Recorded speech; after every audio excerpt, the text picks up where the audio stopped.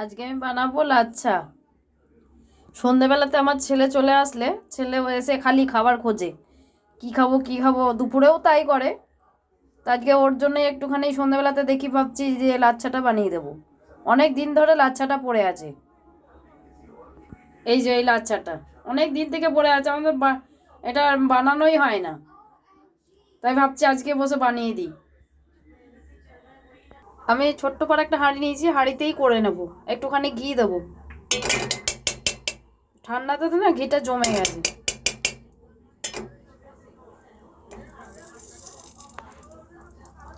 ঘিটা গরম হয়ে গেছে, এবার লাচ্ছাটা দিয়ে দেবো। এবার লাচ্ছাটা হালকা করে ভাজা হয়ে গেছে, এবার আমি গাজরগুলো দিয়ে দেবো। এরই মধ্যে গাজরগুলো দিয়ে দেবো। এবারে ভালো করে গাজরটাও ভেজে নেব এর সাথে।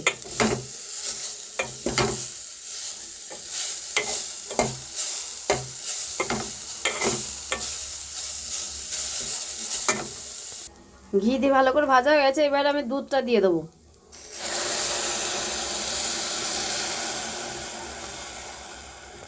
এবার দিয়ে দেবো দুটো ছোট এলাচ।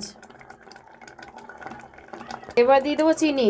চিনিটা গুঁড়ো করার ছিল, তাই জন্য আমি দিয়ে দিচ্ছি। চিনিটা কিন্তু এমনি কিছু নয়, এটা অন্য নয়, চিনিই আছে এটা।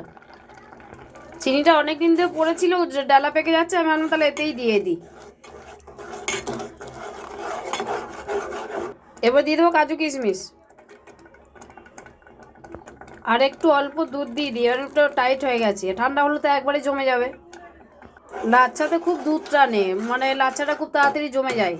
তা আমার এটা হয়ে গেছে। এই যে হয়ে গেছে আমার কাছে কমপ্লিট।